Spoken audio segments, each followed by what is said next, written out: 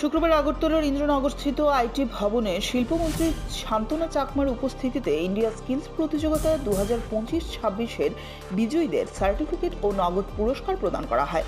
এবারের প্রতিযোগিতায় ত্রিপুরা আসাম উল্লেখযোগ্য সাফল্য অর্জন করেছে। মোট 28 জন প্রতিযোগী 16টি ট্রেডে অংশগ্রহণ করে কৃতিত্বের স্বাক্ষর রাখেন।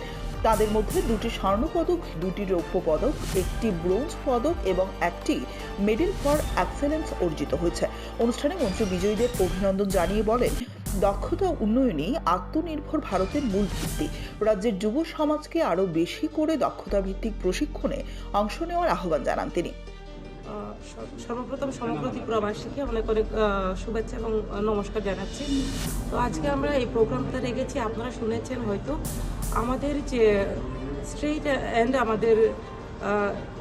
আমাদের রিজনাল লেভেল স্কিল ইন্ডিয়া কম্পিটিশনে আমাদের ত্রিপুরার যে 6টি বাচ্চা উইন হয়েছেন, তো তাদেরকে সম্বর্ধনা দেওয়া, পাশাপাশি আমরা 2টি কোর্স আজকে আমরা উদ্বোধন করছি, যাতে করে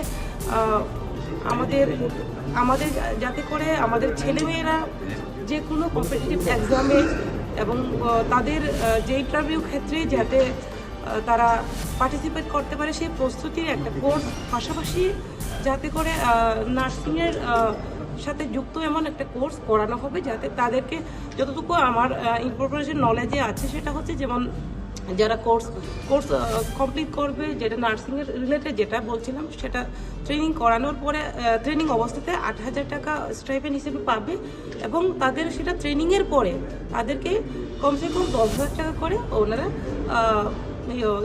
যখনই জয়েন করবে তখন 10,000 করে কমসে কম পাবে।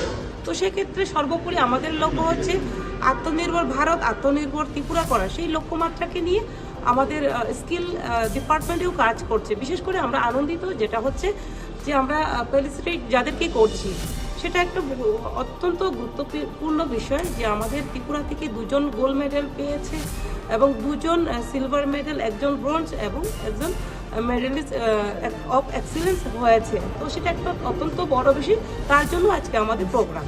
ধন্যবাদ আপনাকে।